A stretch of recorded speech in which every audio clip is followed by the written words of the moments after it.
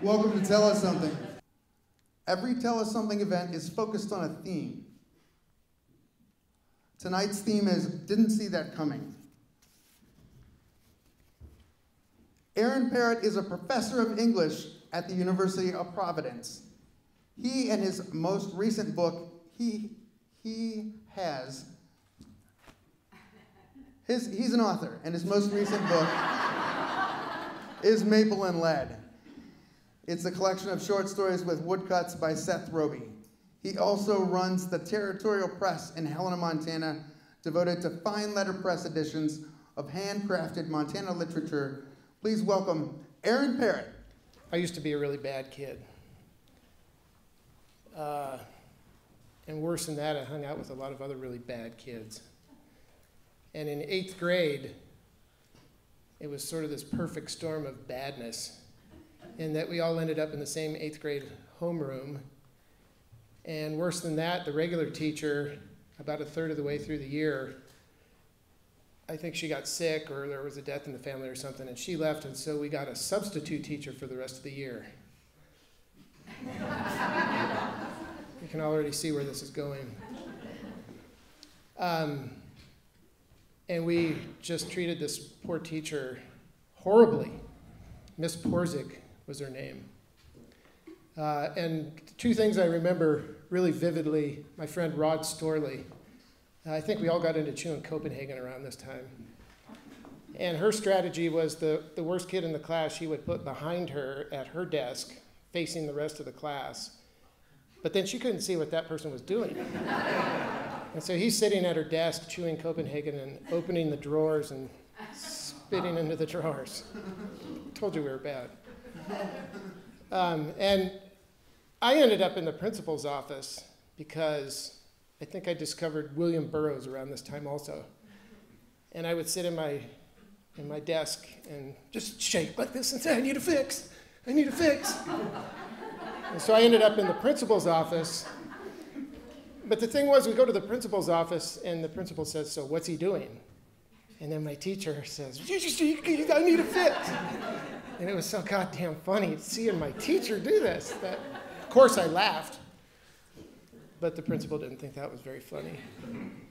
And the really ironic thing is I don't remember what punishment I got. I do remember he called my parents, and that was probably punishment enough. But I don't recall what the punishment was relative to the class. And that was really the last I remembered of the class, those two highlights. And then I went on to high school and became an even worse person. But then my biggest crime there was I just skipped school a lot. And finally I got expelled, or I was about to be expelled, and instead of kicking me out, I tried the Project for Alternative Learning, which changed my life. It really turned me around in the following way. The first day I went into this Project for Alternative Learning, it was on at the May Butler Center on Rodney Street. I sit in the principal's office there, and he says, well, what do you want to learn? And because I was kind of a smartass, I said, philosophy. And he said, well, we don't teach that here, but let me enroll you down at Carroll College.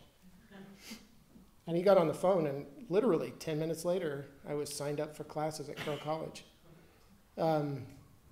The most important one, and the one I really remember, was I think it was an ethics class or a survey of philosophy with Dr. Barry First. And I loved it. He was a great teacher. And apparently I was a great student, 16 years old and a juvenile delinquent at Helena High, but put me in the right atmosphere, and suddenly I turned around. And I remember he invited me to his house for dinner. I'm 16 or 17 years old, and just was amazed that, somebody was taking me this seriously. And so my girlfriend and I go to his house and knock on the door, and the woman that answers the door is my 8th grade teacher.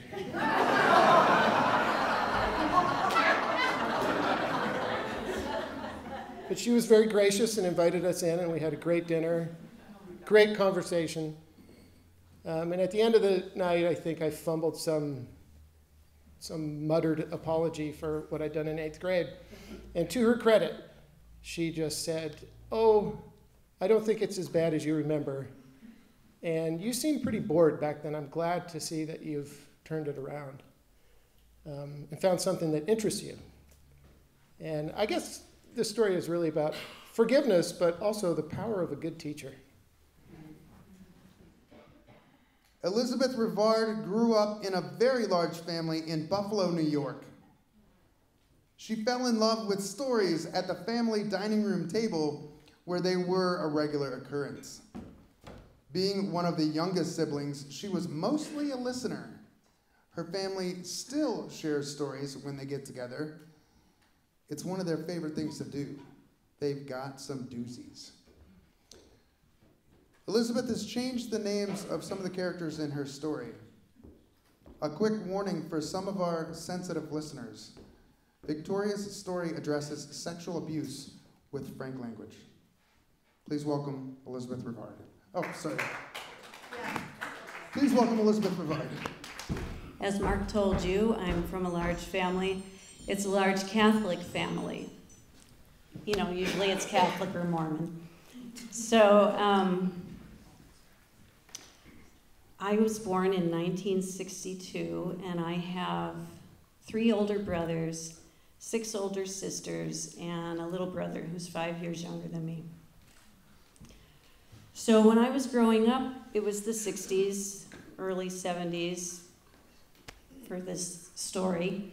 And my older siblings were teenagers, and my brothers were eligible for the draft, but luckily they had high draft numbers. And they were all good liberals and out protesting the Vietnam War, occasionally getting arrested. And on Friday nights, my parents liked to go out. They played bridge and belonged to a bridge club, so they would go out on Friday nights. And my siblings would put the colored light bulbs in and have parties at our house with music and dancing and drinking and getting stoned and occasionally tripping, and while they were babysitting me and my little brother and a few of the other siblings and whatnot. So this is the environment that I grew up in. It was a great family, loving family, but there was a lot going on.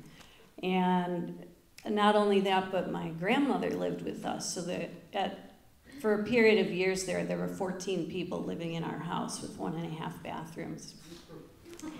And I was the lucky one that got to share a bedroom with my grandmother.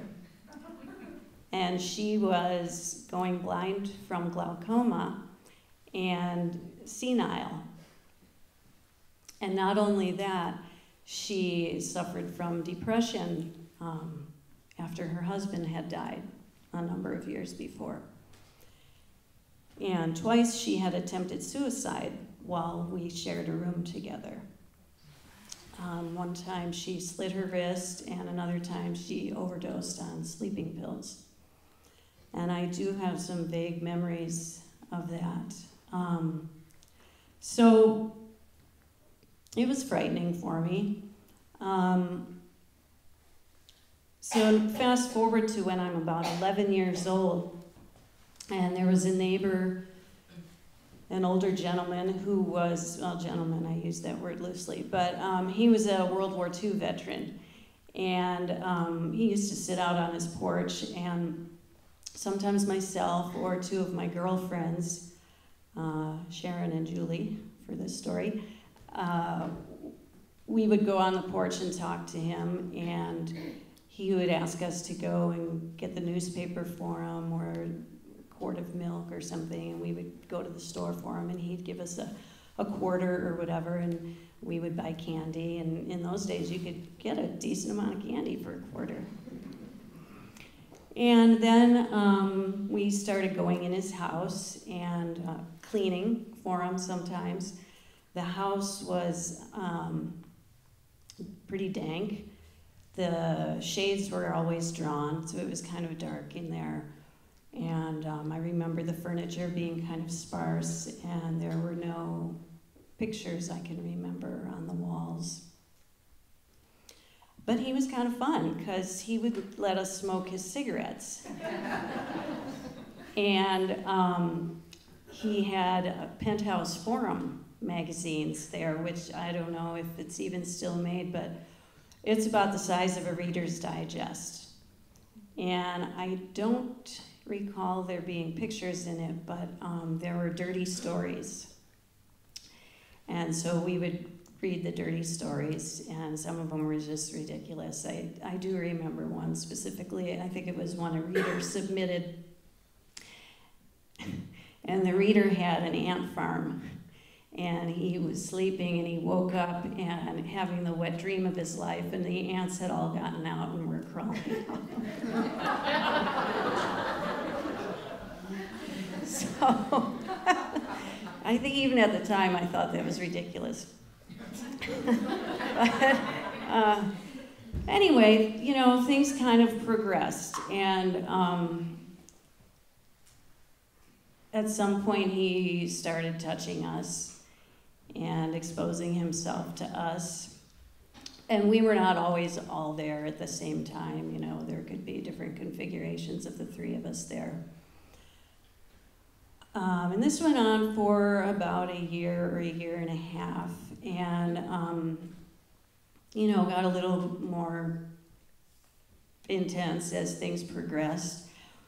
And I was going to Catholic school at the time. Like I said, I was about 11, and so I was in about 6th grade. So I knew that this was wrong and I shouldn't be doing it. But, you know, I was a kid and I think I had curiosity. Maybe some of it felt good. I was getting some attention, which I wasn't really getting at home so much because there was so much going on with the older kids. But at a point, I couldn't do it anymore because I was just so anxious. And I ended up growing up to be an anxious young adult. I had some anxiety and depression. I think I functioned quite normally. I went to school, I had friends, I went out, but on the inside, I really struggled a lot. I had a lot of shame and guilt, and I felt like I had a big secret that I just could never tell anyone. I didn't tell anyone in my family. I was so ashamed, and I just thought, God, nobody would understand. Nobody's been through this. This is just really bad. And it was eating me up inside, to be quite honest. And I even thought about suicide when I was really feeling down. Luckily I never attempted it or anything, but that's just the angst that it caused me. It was like all my emotions were tied up in a big ball and I couldn't understand them. It was only until many years later that I started to work out the knots of that ball and separate out my emotions and learn to deal with them. But I was about 21 when one morning, I had an apartment with some other friends, and I woke up one morning, and while I was in that in-between state of sleep and wakefulness, I had this, like a voice, it was like in my right ear, and it said, "All the beauty of the world can be found in the human heart." And it was absolutely a profound experience for me. It came with a flood of feeling, and at the time it felt like Jesus was whispering that in my ear. And it just totally warmed me, and because I was able to see beauty around me in the world. I would ride my bike over the Peace Bridge to Canada, to the beaches up there by myself, or ride down to the waterfront downtown, or appreciate the flowers in people's yards and whatever. And but I couldn't see any beauty in myself. I was just so knotted up with shame and guilt. So it was a balm for my soul. You know, all the beauty of the world can be found in the human heart. It was just profound, like, wow, that's in me and that's in everyone. And that was the beginning of my healing journey. So, thank you for listening. Chelsea Rice moved to Montana in 2011 to join her partner, and within a year was diagnosed with a rare and aggressive bladder cancer. It was then that she...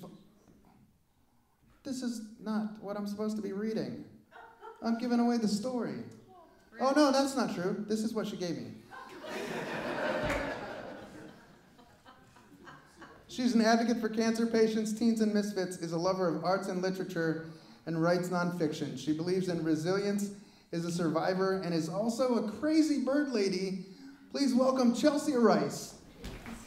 In 2012, as Mark said, I was diagnosed with a rare and aggressive bladder cancer. It was October, and in the weeks before, my partner and I had been sitting in the Capitol Rotunda watching a Buddhist monk tap out a mandala made of sand. And we were there for multiple days in a row watching this beautiful process unfold. And I'm sure that I'm sure that there was a intention that was set for that particular mandala. Perhaps it was compassion. But for me, I just kept thinking about impermanence over and over and over again. One of those days that we were up there was October 5th, and we were just about our 15th. Dates are really hard to remember when you're about to learn you have cancer. And we went to go see a urologist over at St. Peter's. That day, it was a Friday at about 4:30 p.m., right before my 35th birthday, about 2 weeks before. And when a doctor tells you to come in on a Friday at 4:30 p.m., beware. So from what I remember, there was my partner and I sitting and waiting, and I already knew that this was going to be a cancer diagnosis, but when she pulled up the pilogram, which is basically a black and white X-ray that just pulls out one system of the body, and this was my kidneys, my ureters, and my bladder. And she pulls it up on her computer, and my partner, Charlie, who I've been with at that time for about a decade, is sitting next to me.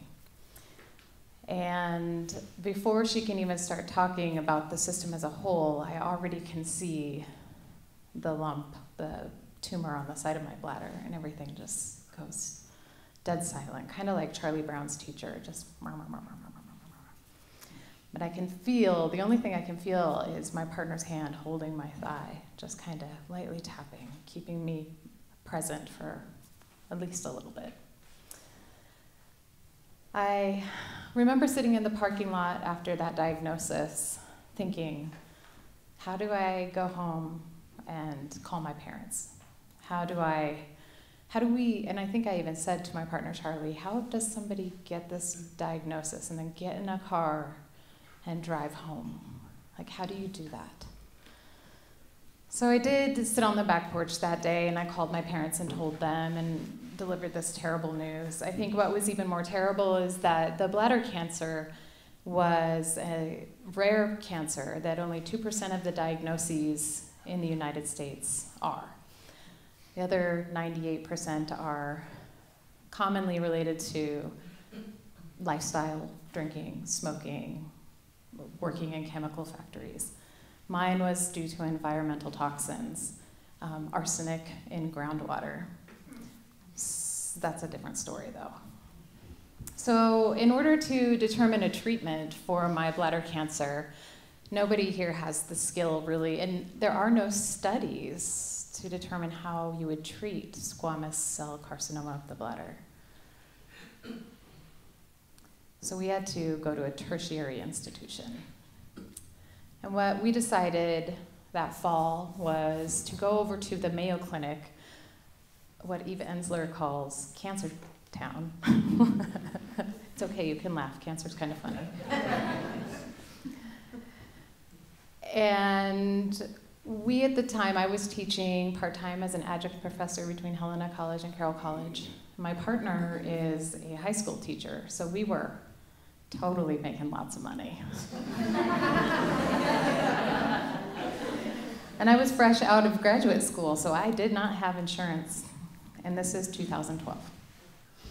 So we didn't have a whole lot of money, so we drove on, a month after the diagnosis, we drove up to Havre on a frosty November day to catch the train to Rochester.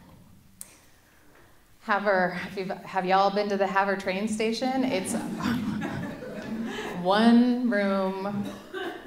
I don't think this really exists, but I think that there's like a dilapidated phone booth on the outside, maybe by the train tracks. Yeah. And it's like a clapboard, like siding that's all weathered. There's like one person who shows up for 30 minutes and then leaves when the train comes and when you depart. So my partner and I get on the train, and it boards about midday. So you go through the night on the train. And I don't know if any of you have ridden a train lately. It's just barely a step above riding a Greyhound, just barely. It's cold, it's really cold. If you have a seat near the window and you lean up against it, you can feel the winter coming through the vents and against your face. And lots of families in bulk ride with lots of kids, and so it often looks like the kids have been like licking the glass and then like rubbing their snot on it. It's pretty spectacular for a sick person. So when we got on, I happened to see where the conductors would sit. We were in the very back train car, and I noticed that they had Lysol wipes, so I kind of stole a couple and like took them to my chair and wiped things down. I was terrified. When your immune system is compromised, everything is scary. We drove through the night, and it was a solemn ride. Those seats are really uncomfortable. They don't go back all the way. You kind of sit, scrunched up. There's people like yelling, there's people getting drunk. It's very noisy, lots of clamor. And all I can remember passing through the night was going through Williston in North Dakota and seeing the oil fields on the horizon. And they're really beautiful. It's hard to say that. But they're like little candle wicks, like staggered at different levels along the horizon. They're beautiful. And the workers from Williston were on the train with us, and I'm a liberal, I'm a crazy liberal. Of course I have a same-sex partner, duh. I'm pretty concerned about fracking and oil fields, and the workers were so pleasant, and they were so kind, and they had these really even-keeled conversations with us, and they were just riding the train back to their cities, just trying to feed their families, and it was really a profound moment talking to them. That night, my partner and I wanted to eat dinner in the dining car, and if you've ever ridden an Amtrak train, you don't get to just sit with you and your person. They fill the seats up. And so we sat on one side in the dining car, and Amtrak food is very cliche. It was like a piece of farmed salmon with like a stick of poorly steamed broccoli over it. It was very bland food. It looked good, but it was pretty bland. But before we started to eat, they were bringing these two people to us. And I'm not gonna lie, again, with a little bit of judginess, there was a tall, disheveled-looking man wearing like outdoor gear, and a smaller woman of some Asian descent with a gold cross around her neck. And I was like, oh man. I might have even leaned into my partner and said, boy, this is gonna be an interesting dinner. And they came and they sat down, and quite honestly, again, I don't remember what we talked about. It was all very superficial, but I do remember that she had on this really bright floral print with like a cardigan, and he had on a blue Columbia coat, and it was pleasant. We had a great meal. And right at the end, he said, you know, what are you guys doing? Why are you going to Minnesota? And I said, oh, you know, I have cancer, and we're going over there to get another opinion and find out what the treatment is. And she was just immediately like empathetic and softened, and oh my God, we went through something similar. He had prostate cancer, and you know, it was so hard, and we'll be praying about you, we'll be thinking about you, and you know, our hearts are with you. And we kind of just tidied up dinner and said thank you and went our separate ways. And Charlie and I, we went to the back of the train and sat down and kind of tried to cozy up with those flimsy little Amtrak blankets and get cozy. And about an hour passed, and then we see the two of these people walking towards us. They're like, oh my God, we've been all over this train looking for you.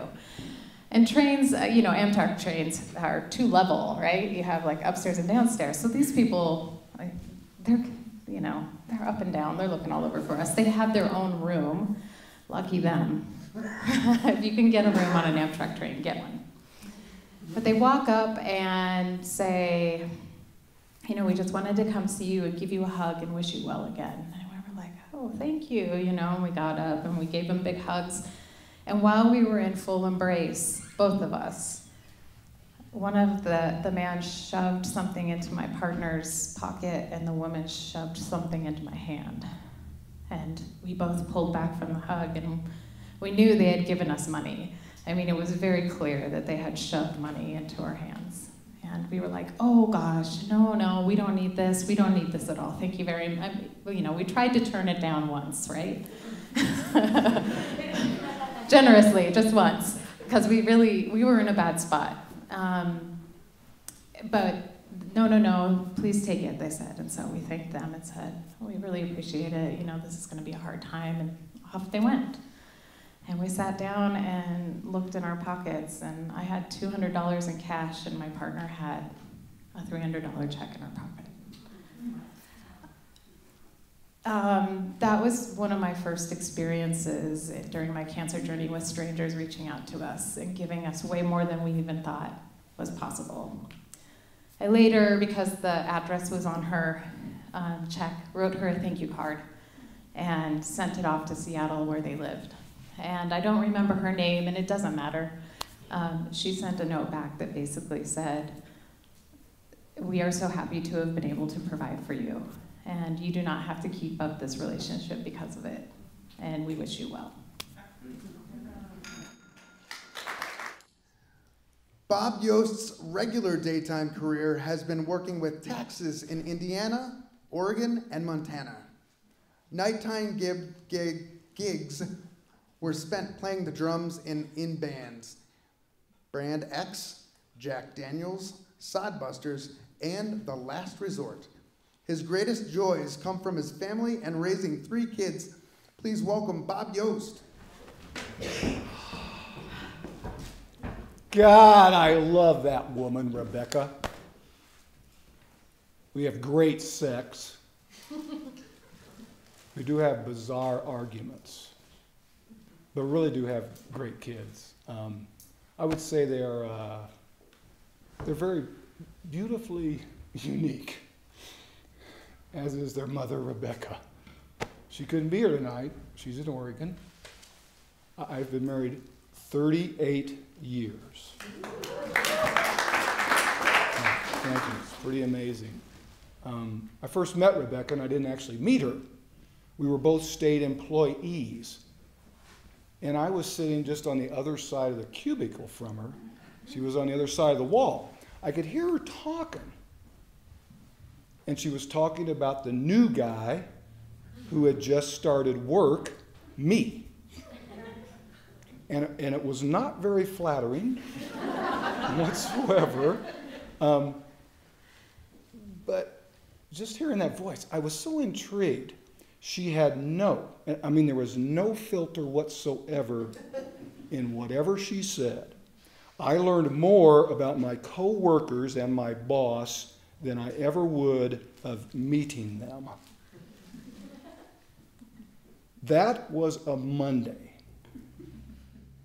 The Saturday before, Susan, who worked downstairs in the same department, she had lived with her parents all her life. That Saturday morning, she moved into my tiny little duplex apartment. That Saturday afternoon, we were married by a Pentecostal preacher. And it was also her dad. It was surprising. Her mom and dad got that wedding together pretty fast. We were in a big ceremony, a lot like this beautiful building. And just to give you an idea about it, the 4 groomsmen and myself, we are dressed, and I'm not exaggerating, shoe to this, head to toe, in matching rental outfits. And I was drunker than a skunk. I mean, to the wall, because I did not love her. That next Saturday, in my tiny little duplex apartment, the phone rings. Now, this is way back before any kind of cell phone, fax, all that stuff, right? I didn't even have an answering machine. So my one and only landline, which is attached to the kitchen wall, rings. Brrring, brrring. And I still love it. It's so funny when you think of those old phones, right? Rotary. It had 2 real metal bells in it with a ringer in between. Brrr, brrr. So I pick it up. Hello? Is Susan there? It's a female voice. I say, no, I'm sorry, she's not. Oh, is this her husband? Why, yes, it is. Oh, I hear congratulations are in order. You're a newlywed. I say, thank you very much. She says, well, this is the nurse from Dr. Middleton's office. The tests are still all negative. Susan is not pregnant. Yeah, I'm an idiot. I didn't see that coming. I married her because she told me she was pregnant. That evening, I was to meet her, of course, her parents, at her house. I show up. Now, this is all kind of foggy now. But I do remember going in the kitchen, and they're there with Susan. I take the ring off. I set it on the kitchen table. Some things were said because it's come to known, I guess they knew, but I didn't. As I am leaving, Susan chases me down. She goes, I can't believe you did that. You ruined my mom's dinner.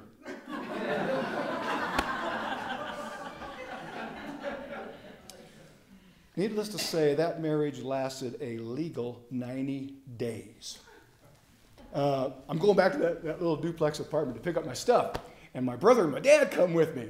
And my brother, he pulls it up and he goes, he's packing a 9mm. He goes, just in case we have some trouble. Okay, George, we're not going to have any trouble. Get inside. Lo and behold, there are a few things missing. But thank goodness my pride and joys are there. I had a big old Magnavox TV, and it was in a wood cabinet, man.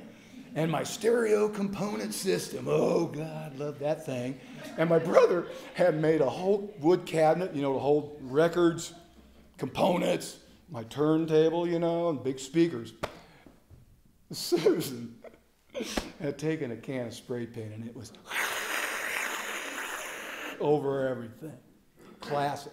I can laugh about it now. So anyway, we got our stuff loaded up. And my dad turns to me. And God bless you, Dad. I love you. You know that. He turns to me. Now, my dad loves a good phrase like, God damn it. Yeah, God damn it. And he'd use the hell word, But he turns to me and he goes, that's the most expensive fuck you'll ever have.